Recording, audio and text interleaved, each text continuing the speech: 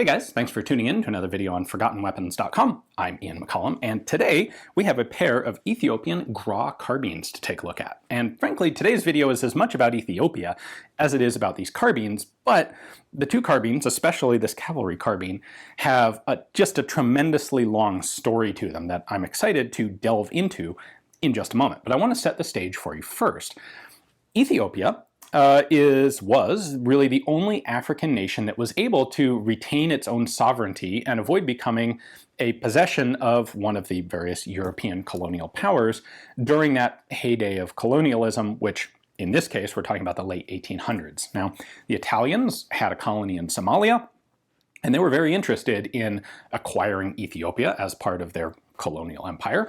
The Ethiopians were not so much interested in being subjects of the Italian government. Now, the emperor of Ethiopia at this time was Menelik II, and he was forward-thinking, very intelligent, strategically minded, and he recognized that in order to maintain Ethiopian sovereignty, he had to have an effective military, and he actually put quite a bit of interest into arming Ethiopia with modern weaponry and modern training, in fact. And it was this that would allow him to give a thorough thrashing to the Italian army at the Battle of Adwa in 1896, thus effectively securing Ethiopia's independence for the next several decades. However, the story of Ethiopia becoming armed goes back before Menelik was emperor. In fact, when he was just one of many second-tier politicians vying for power, the Italians actually supplied him with a couple of thousand guns in the hopes of basically buying him as an ally against the then Emperor Johannes IV, whom they were trying to defeat and co-opt, basically. Well, Johannes ends up dying in a battle elsewhere, fighting, I believe it was Mahdist, like up towards Egypt. And that left Menelik in a position to take over as emperor. So 1889, Menelik II becomes emperor, and because Ethiopia is this well-defined state, they have a Catholic, or not Catholic, but they have an Orthodox Christian tradition that dates back, well, the Ethiopian religious tradition dates back all the way to biblical times, but they're respected in a way by European powers that maybe some other African countries are not, in large part because of that Christian tradition. Menelik does a pretty good job of playing some of the European powers against each other. Of course, Italy really wanted Ethiopia as a colony, but the other European powers, namely France and also Russia, were not so interested. So the Russians were interested in supporting Ethiopia because of their mutual Orthodox tradition.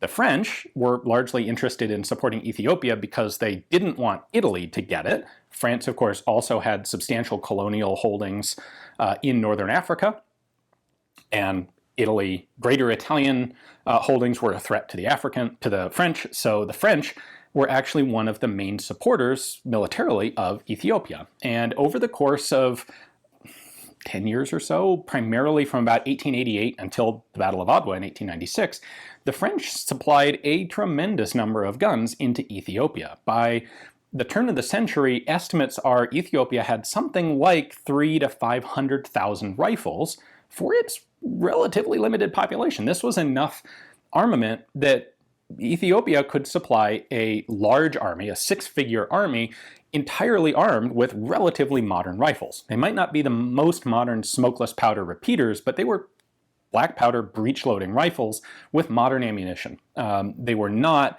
sort of the old-style hacked-together percussion guns and flintlocks and homemade black powder. No, they had legit military supplies. And France was a big part of this. So the rifles that France supplied were primarily Gras rifles. Of course, by the late 1880s, the French are re-equipping their entire army with the Lebel. The Gras is becoming a second-tier rifle, and in a perfect position to sell as surplus to support a power like Ethiopia that the French want to help. For what it's worth, the other primary rifles that they had at the time were Remington rolling blocks, which they generally acquired. They were kind of like the first breech-loading rifles that the Ethiopians acquired, and Vetterli rifles. So these came in a lot from France, through dealers, sometimes in Belgium. In fact, a lot of the French rifles came by way of Belgium and Liège, and we'll get to that in just a moment here. There's some weird features about these rifles. In fact, actually, let's just jump right to that. Let me show you what these two actually are.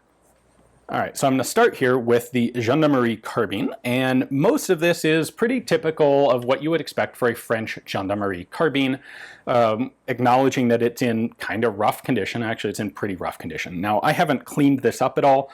I will do that at some point, but I wanted to leave it as it got to me, just so you guys could see the sort of condition that this stuff is sometimes in. It's interesting. There's a piece of substantial, like, that's an impact from something. I don't know that it's a bullet, but it might be. Something took a big old chunk out of the bolt head there. That's interesting. And then we have some pretty cool markings on here. Here on the receiver, this is actually a number. This is 3107, or 307, as best I can decipher. This is marked in Ge'ez, Ge'ez, which was sort of the aristocratic language. It was also the clerical language in Ethiopia at the time. Ethiopian scripture was written in Ge'ez, and it predates the Amharic language. So that's what these markings are. This one, I presume, a rack number. I can't tell you for sure exactly what a 307 designates there, but I suspect a rack number.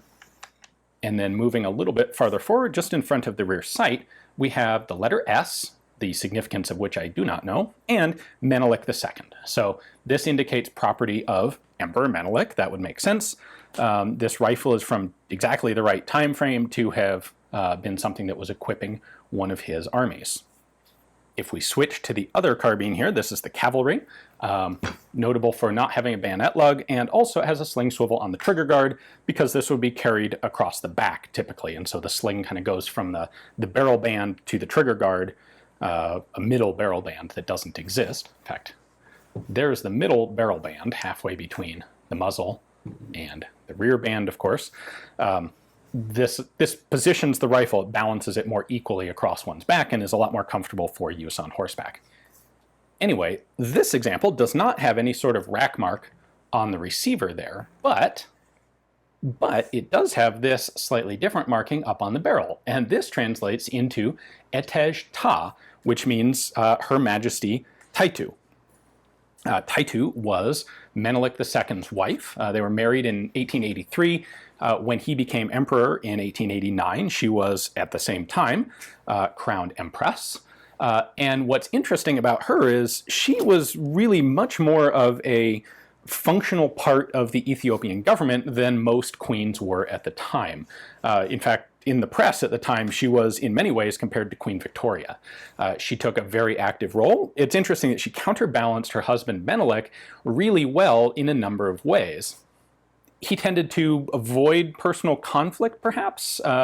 He was a little more diplomatic, and he was also very much in favor of modernization, where Taitu was much more conservative. She preferred, given the option, she preferred the sort of the traditional Ethiopian way of being, and she had no qualms at all about telling people exactly what she thought. And so in some situations, she acted as a trusted advisor to Menelik, as far as I can tell, in pretty much all things. He didn't always take her advice when he didn't agree with it, but he always valued it.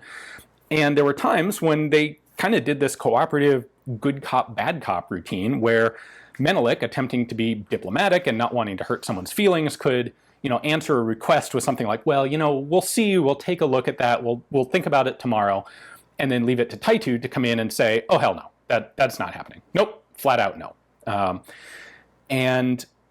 In this way, she really contributed substantially to the effective modernization as well as keeping the sovereignty of Ethiopia. Her ideas prevented Ethiopia from being taken advantage of in some situations, and her resolve and her supporters in court helped to ensure that Ethiopia did in fact maintain its sovereignty and stand up militarily when threatened.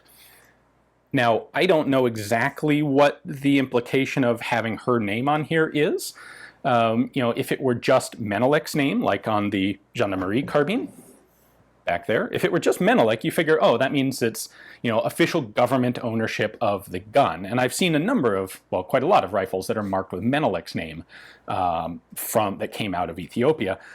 Having Taytu's name begs the question of what's the difference, because obviously there's some sort of difference, and I don't know for a fact. The best explanation, the most likely explanation to me, would be that this was a carbine that was used by a military unit that was sort of her personal guard, or whether, not necessarily like in a literal sense, but, Taytu's own light infantry, something like that, where it was a unit specifically designated to her. That could explain having her name on the guns instead of Menelik's. At any rate, it's really cool. And that is not the end of the story for this particular carbine. This is Taytu's cavalry carbine.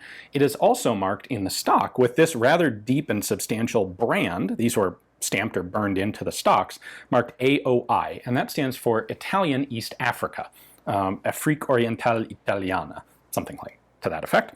And this was done in the 1930s when Mussolini was able to finally actually capture Ethiopia. And he did so using both rifles and infantry, but also substantial numbers of tanks, aircraft, and poison gas, which the Ethiopians didn't have to fight back with, unfortunately for them.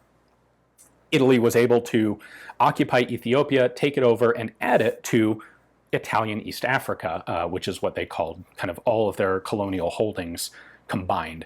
Now, most of the armed forces there were armed with relatively modern arms like Carcano rifles. However, the native irregular troops that they wanted to arm, which were substantial for security in rural areas, your native militia, effectively, as a colonial power, those guys got rifles that were all stamped AOI to ensure that they didn't, say, get lost or, accidentally sold to anybody.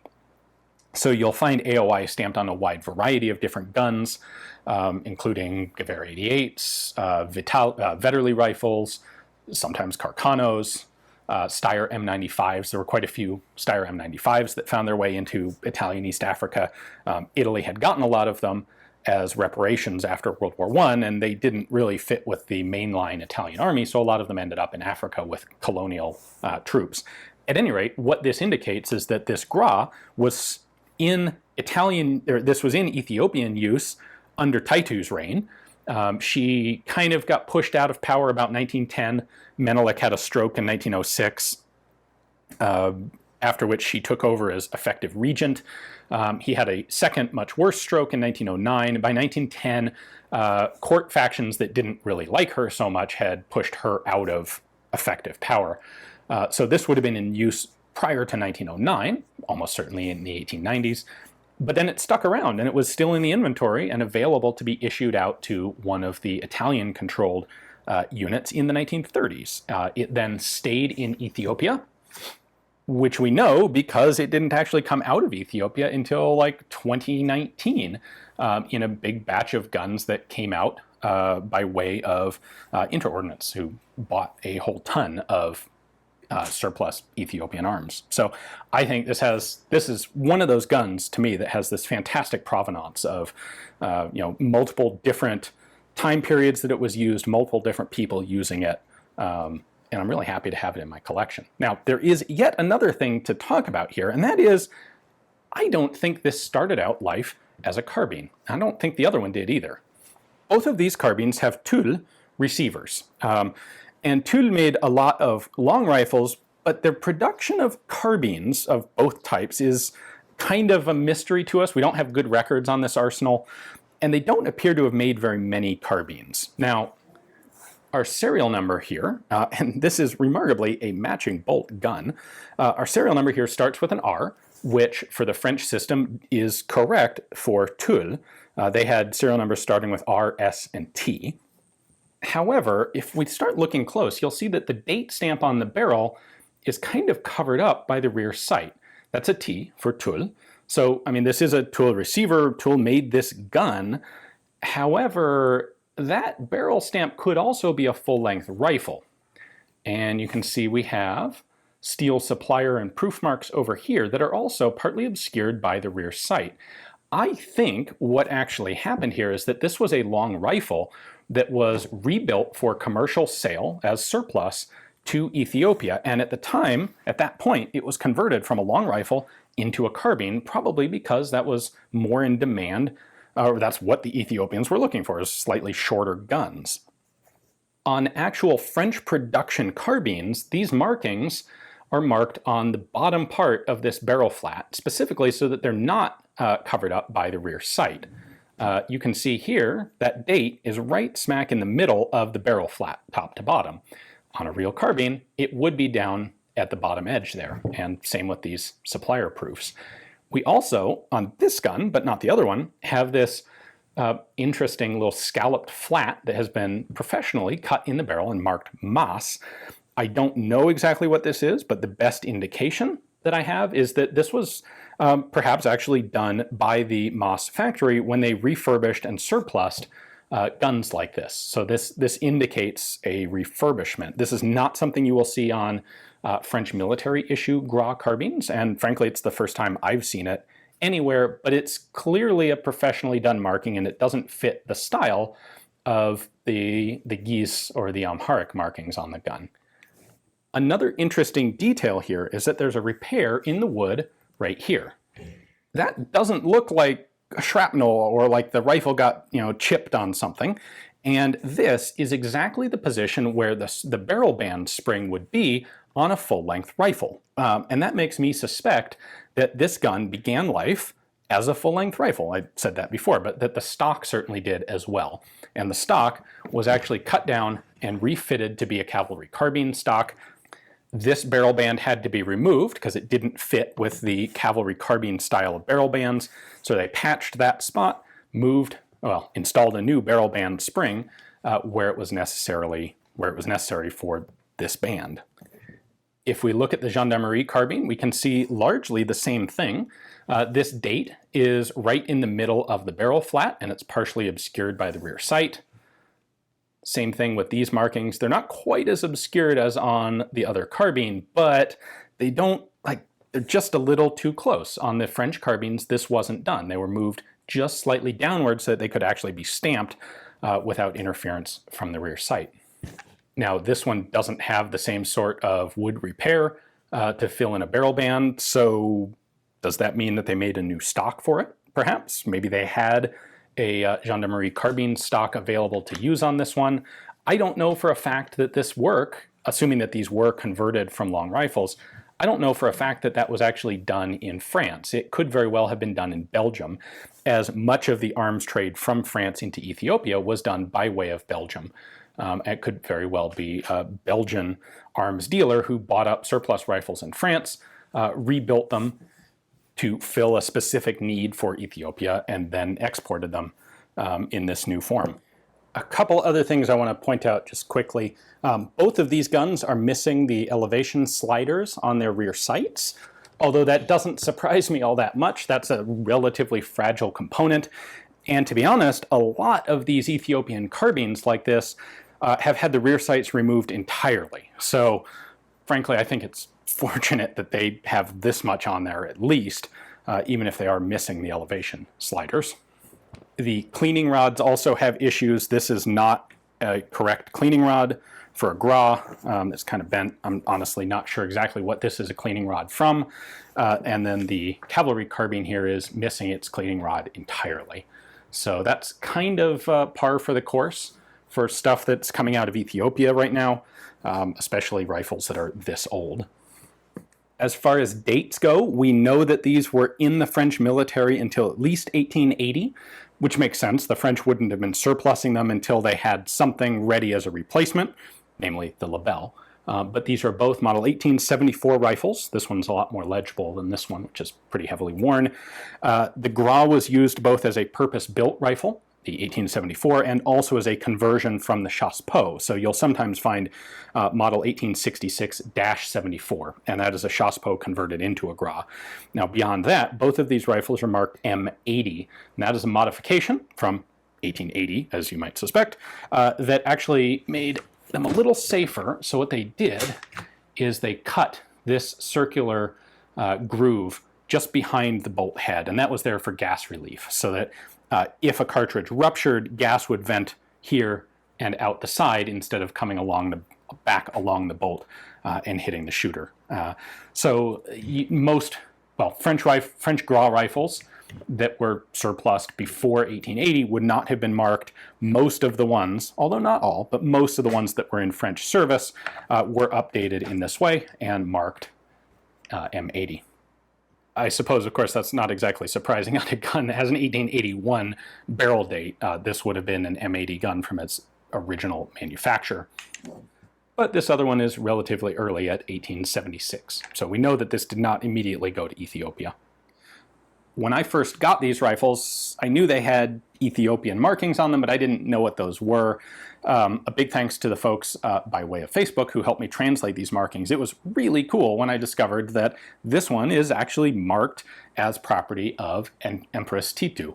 That was not something I was expecting, and it's really neat to have a variety. Frankly, to have one from the Emperor and one from the Empress is the perfect synergy. It's really cool. And it was a really cool opportunity to talk about a person in the Empress who was really quite remarkable for her time and place in history. So hopefully you guys enjoyed the video, and check back in tomorrow. We'll have another cool forgotten weapon for you.